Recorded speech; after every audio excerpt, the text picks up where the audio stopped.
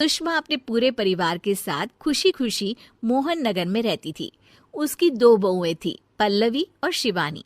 एक दिन दोनों बहुएं रसोई में काम कर रही होती है कि तभी उनकी सास सुषमा उन्हें बुलाती है। अरे बहू, जरा इधर तो आना। शिवानी, जरा जाकर देखना सासू माँ क्या कह रही हैं। दीदी आप ही देख लो ना जाकर, आपको भी तो सुनाई दे रहा है। no, अरे मैं आटा गूंद रही हूँ ना, तुम चली जाओ। हाँ तो मैं भी तो सब्जी काट रही हूँ ना दीदी। अरे बहू जल्दी आओ। ओह, ये तो जाएगी नहीं, मैं ही जाकर देखती हूँ कि क्या करना है। पल्लवी सुषमा के कमरे में जाती है। जी मम्मी जी, क्या हुआ? शाम को घर पर कुछ मेहमान आने वाले हैं, तो तुम अच्छा सा खाना बना लेना बहू। ठीक है मम्मी जी, आप बता दीजिए क्या क्या बनाना है और कितने लोग आ रहे हैं। सुनील की मौसी जी और उनका पूरा परिवार आ रहा है। कुल मिलाकर 3 लोग और हमें मिलाकर हुए 9 लोग। तो अभी से ही तैयारी करना शुरू कर दो। और हाँ, घर की सफाई भी कर देना, हाँ अच्छे से। जी मम्मी जी, सब काम हो जाएगा, आप चिंता मत कीजिए। पल्लवी शिवानी को घर में मेहमान आने वाले हैं इसके बारे में बताती है। क्या 9 लोगों का खाना बनाना होगा, घर की सफाई करनी है? बाप रे, सासू माँ ने तो हमें घर की नौकरानी ही समझ कर रखा है। ऐसा नहीं बोलते शिवानी, हम इस घर की बहू हैं और घर के काम करना हमारा फर्ज है।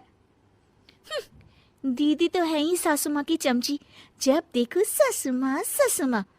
मैं तो इतना सारा काम नहीं करने वाली। शिवानी कपड़े लेकर गमला साफ कर रही होती है और चक्कर आने का नाटक करने लगती है। मेरा सर चकरा रहा है। तभी वहाँ पल्लवी और सासू माँ जाते हैं। अरे बहू, क्या हो गया तुम्हें? मम्मी जी, बहुत तेज सर में दर्द हो रहा है। तुम एक काम करो शिवानी, आराम कर लो। नहीं नहीं दीदी, घर में मेहमान आने वाले हैं, मुझे आपकी मदद करनी चाहिए। अरे कोई बात नहीं शिवानी, तुम आराम कर लो, मैं सब काम कर लूंगी। ठीक है दीदी, अगर आप इतना कह रही हैं तो आराम कर लेती हूँ। शिवानी आराम से अपने कमरे में मैगजीन पढ़ रही होती है। इसे कहते हैं आराम की जिंदगी। इतना सारा काम। चलो सारा काम खत्म हो गया, शिवानी को देख आती हूँ।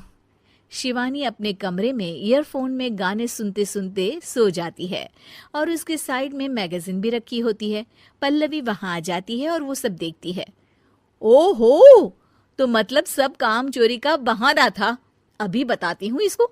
घर का सारा काम मुझे करना पड़ा और ये महारानी यहाँ मैगजीन पढ़ रही है, गाने सुन रही है। पल्लवी रसोई से एक प्लेट और चम्मच लेकर आती है और शिवानी को थाली बजाकर उठाने लगती है। शिवानी अचानक से उठती है। उठ गई महारानी, गाने भी सुन लिए, मैगजीन भी पढ़ ली। तुम तो बहुत बड़ी झूठी निकली शिवानी। तुमने सर दर्द का बहाना बनाया ताकि काम करने से बच सको। हाँ बनाया बहाना, तो क्या करती, इतने सारे काम करती। मुझे कोई शौक नहीं है चापलूसी का। क्या चापलूसी? तुम्हें लगता है कि मैं सारे काम चापलूसी के लिए कर रही हूँ? और नहीं तो क्या। तभी वहां सासू माँ आ जाती हैं। अरे बहू, वो लोग बस आने ही वाले हैं, तुम तैयारियां कर लो। जी सासू माँ, तुझे तो मैं बाद में देखती हूँ। सब खाना खाने बैठते हैं और खाना शुरू करते हैं। तभी सुनील की मौसी बोलती है। वाह भाई वाह, खाना तो बहुत ही अच्छा बना है सुषमा जी, एक एक चीज में क्या स्वाद है। ये सुनकर शिवानी मुंह बना लेती है। उसे अपनी जेठानी की इतनी तारीफ रास नहीं आती। आपकी बहुएं तो बहुत ही अच्छा खाना बनाती हैं।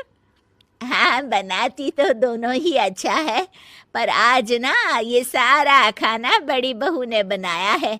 छोटी बहू की तबीयत ठीक नहीं थी, सो इसलिए। मानना पड़ेगा सुषमा जी, आपकी बड़ी बहू तो बहुत ही गुणवान है। पल्लवी की तारीफ सुनकर शिवानी को जलन होती है। पल्लवी ये सुनकर खुश हो जाती है और शिवानी की तरफ देखकर उसे चिढ़ाती है। कुछ देर बाद मेहमानों के जाने का वक्त हो जाता है। मौसी जी सबके लिए उपहार लाई होती है, वो सबको शगुन के पैसे देती हैं और अंत में पल्लवी के पास आती है। तुम्हारे लिए शगुन का लिफाफा तो है ही, पर बहू तुम्हें एक और उपहार भी मिलेगा इतना अच्छा खाना बनाने के लिए। मौसी अपने सोने के कंगन निकालकर पल्लवी को पहना देती है। ये लो, ये मेरे मनपसंद कंगन है, अब से ये तुम्हारे हुए। धन्यवाद मौसी जी। ये देखकर शिवानी तो पूरी तरह से जल जाती है और गुस्से से रसोई में चली जाती है। तभी वहां पल्लवी आ जाती है और उसे अपने कंगन दिखाने लगती है।